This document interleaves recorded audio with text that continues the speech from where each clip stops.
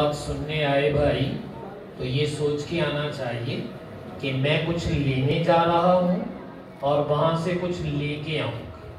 ایک بات کہہ دیتا ہوں، محسوس نہ کیجیے۔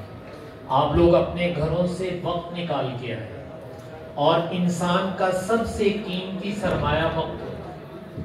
آپ نے اپنا قیمتی سرمایہ ادارے کو دیا ہے، تو یہاں آپ لوگ کوئی دین کی بات، ابھی آپ قاضی صاحب سے ماشاءاللہ سن رہے تھے، عقائد، بہت ساری اچھی باتیں، تو جو باتیں سنیں بڑی معذرت کے ساتھ کہہ رہا ہوں، وہ صرف کانوں کا چسکا نہیں بنا، ایک کوئی کنا کا چسکا لینا سے نہیں ایسی یہ تقریب کی۔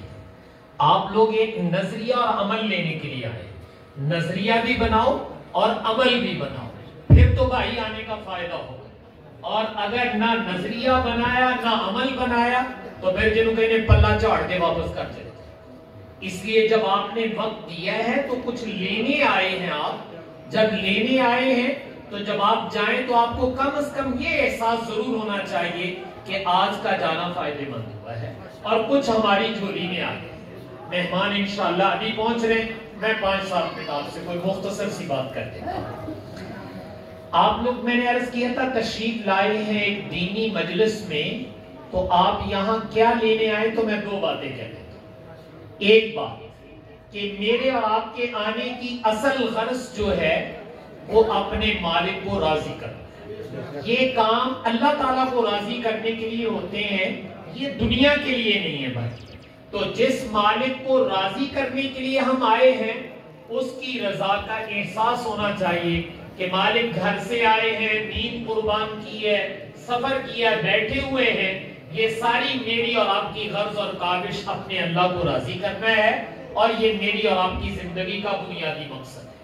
اور اگر مالک راضی ہو گیا تو بیڑا پار ہو جائے، اور بھائی اگر وہ راضی نہ ہوئے، دنیا والے بھلے کچھ بھی کہیں، دنیا والے کہنے سے کچھ نہیں ہوتا ہے۔ ہمارے ایک بزرگ گزرے ہیں اور مفتی رشید احمد صاحب لدھیانوی رحمہ اللہ تعالی، حضرت ایک ہندی کی حکایت اور کہاوت بیان کیا کرتے تھے۔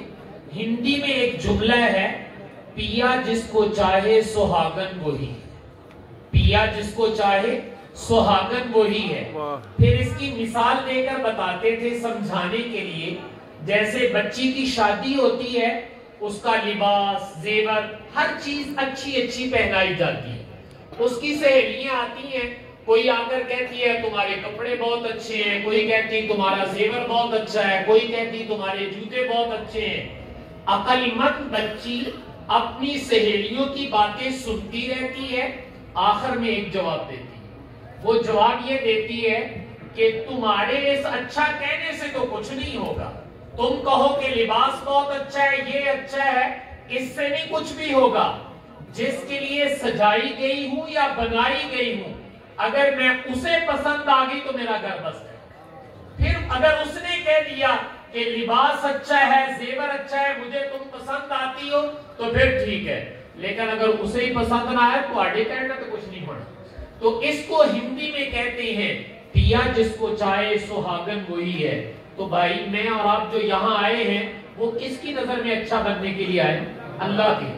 اگر اللہ کو میرا اور آپ کا آنا پسند آ گیا تو بیڑا پار ہو جائے گا، اگر ان کو پسند نہ آیا تو پھر کچھ نہیں ہے۔